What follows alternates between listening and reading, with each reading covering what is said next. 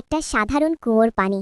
কিন্তু এক চুমুক খাওয়ার পর যদি তুমি হঠাৎ অমানুষিক শক্তি আর অগাধ সম্পদের মালিক হয়ে যাও, তাহলে তুমি কি করতে? এক যুবক হঠাৎ করে তার পূর্বপুরুষদের জেড পেন্ডেন্টটা ফেলে দিল একটা পুরনো কুয়োর ভেতর। কিন্তু পরের মুহূর্তেই ঘটল অবিশ্বাস্য ঘটনা। কুয়ো থেকে সবুজ আলো বের হয়ে সেটি হয়ে গেল রহস্যময় লিংকুয়ান কুয়ো। কৌতূহলবশত সে এক বালতি পানি তুলে এক চুমুক খেল, আর তখনই তার শরীরে অদ্ভুত শক্তি জেগে উঠল। সে পাথরে হাত দিতেই সেটি গুঁড়ো হয়ে গেল, এমনকি লাথি মারতেই পাথর উড়ে গেল কয়েকশো মিটার দূরে। সে বুঝল এই কুয়োর পানিতেই আছে আসল রহস্য। পরদিন সে সেই পানি দিয়ে আঙুর গাছের উপর ছিটাল। মাত্র কয়েক মুহূর্তে গাছ ভর্তি হয়ে গেল বেগুনি আঙুরে।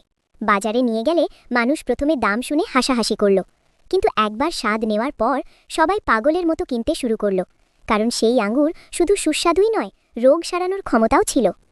এরপর সে টমেটো, শসা সবকিছুতেই এই পানি ব্যবহার করতে লাগল। দিনে দিনে সে হয়ে উঠল লাখপতি।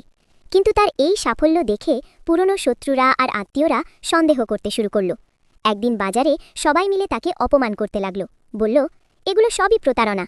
তারা জোর করে তার শসা খেতে চাইল, প্রমাণ করার জন্য যে এগুলো সাধারণ শসা ছাড়া কিছুই নয়। যুবক একটু হাসল এবং বলল, ঠিক আছে, খেয়ে দেখুন, তবে সাবধানে। যেই তারা এক কামড় দিল, হঠাৎ তাদের চোখ বড় হয়ে গেল, শরীর কাঁপতে লাগল। কিন্তু আসলে তারা কি অনুভব করল?